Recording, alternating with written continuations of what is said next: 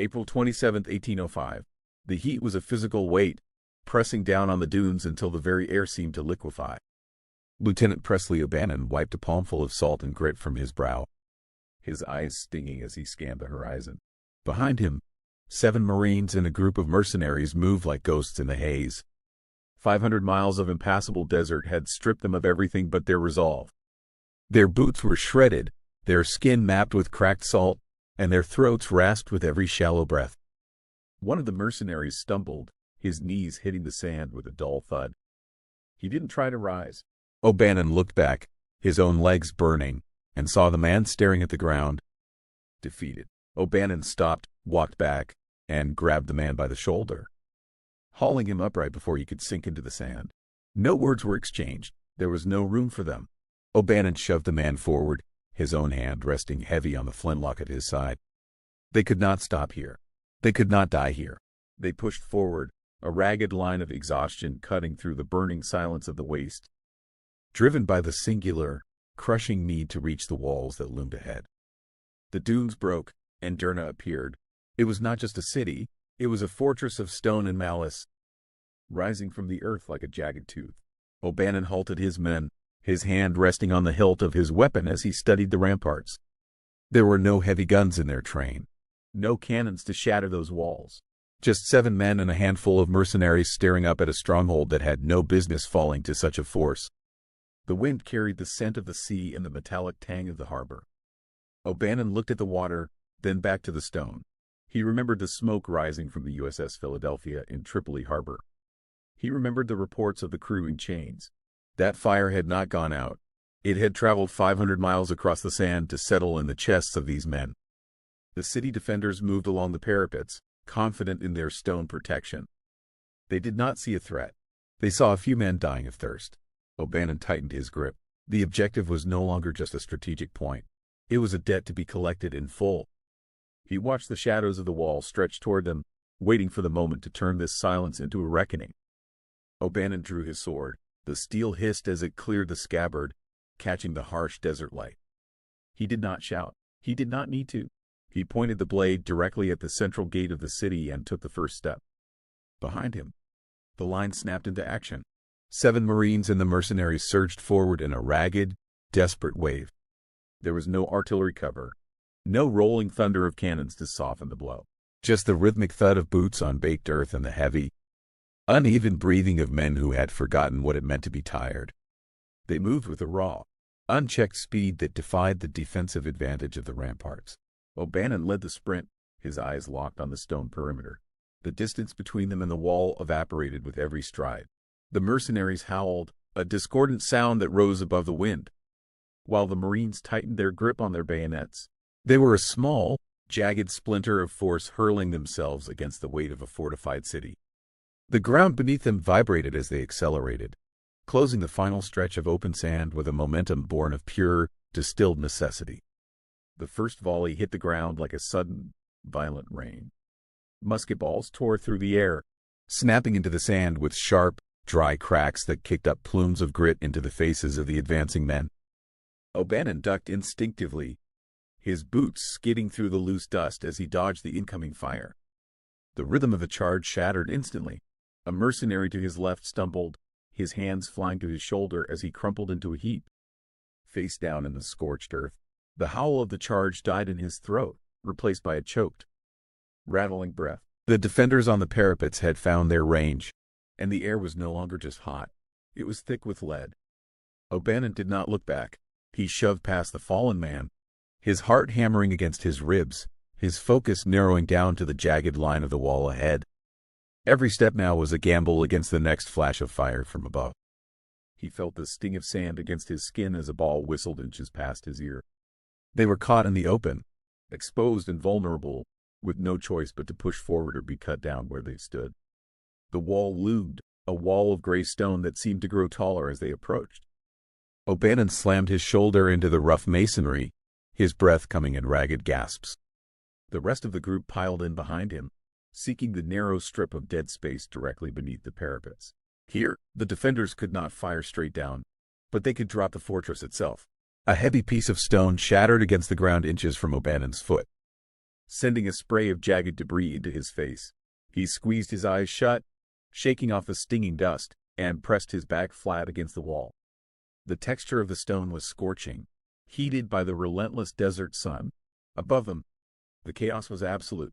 The sound of wood splintering and men shouting echoed down from the heights, while mortar dust rained over them like bitter, gray snow. Every man was pressed into the rock, chests heaving, waiting for a gap in the barrage. They were caught in the shadow of the enemy, trapped between the unforgiving stone and the deadly ground they had just crossed. There was no room to move, no space to breathe, and for a heartbeat. The only reality was the suffocating weight of the wall and the relentless, grinding sound of the battle raging just feet above their heads. O'Bannon pushed off the masonry, his fingers finding purchase in the gaps between the ancient stones. He signaled upward. His men scrambled, fingers hooking into the rough edges, hauling their weight against gravity. A narrow, jagged trench cut across their path, a hidden scar in the earth. O'Bannon took it at a run, his boots hitting the loose edge, his momentum carrying him across the void. He landed hard on the far side, stumbling, his palms scraping against the grit as he regained his balance. He didn't pause. He turned back to the wall and reached for a protruding block of limestone. Above, the defenders were screaming, shadows darting along the edge of the parapet. O'Bannon pulled, his muscles straining, his boots finding friction on the sheer vertical surface. He rose higher, the ground falling away into a blur of brown and gray. Every inch was a battle against the slick, sun-baked rock. He hauled himself up another foot, his breath burning in his lungs, his gaze locked on the summit. The men were climbing in a line, a chain of grit and desperate intent. They reached for the final lip of the stone, ignoring the debris raining down. Driven by the singular necessity of reaching the top, they were feet away from the rampart. O'Bannon heaved himself over the final stone lip, his hands raw and bleeding. He did not have time to stand. A shadow lunged from the smoke, a curved blade whistling through the air. O'Bannon raised his saber by instinct, the impact jarring his shoulder and sending a vibration down to his marrow. Steel shrieked against steel. The defender slammed his weight forward, forcing O'Bannon back toward the edge of the parapet. His heel found nothing but air. He pivoted, the sudden shift in gravity sending them both stumbling across the loose gravel of the walkway. The defender swung again, a wide arc that O'Bannon ducked, the wind of the blade passing inches from his temple. O'Bannon drove his elbow into the man's ribs, creating a gap. He lunged, his point finding the heavy gap in the defender's guard. The steel bit deep. The man gasped, his grip on the curved blade faltering. O'Bannon did not hesitate. He twisted his wrist, the saber turning, and shoved. The defender collapsed backward, his heels catching on the stone rim before he vanished into the chaos below.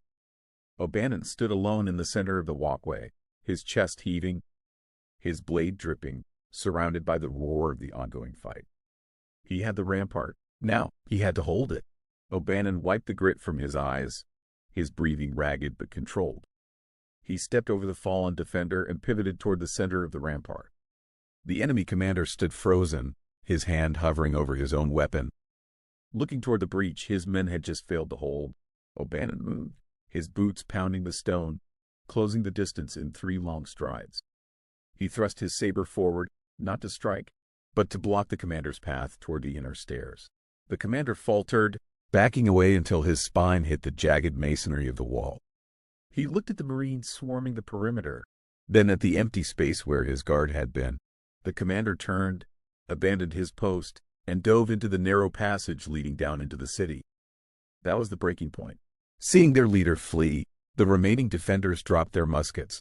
The line shattered. Men threw down their weapons and scrambled over the parapets, disappearing into the labyrinth of alleys below. O'Bannon stood on the high ground, watching the dust clouds rise where the enemy had surged away. The resistance was not just pushed back, it was dissolved. He signaled his men to cease the charge and hold their positions on the wall.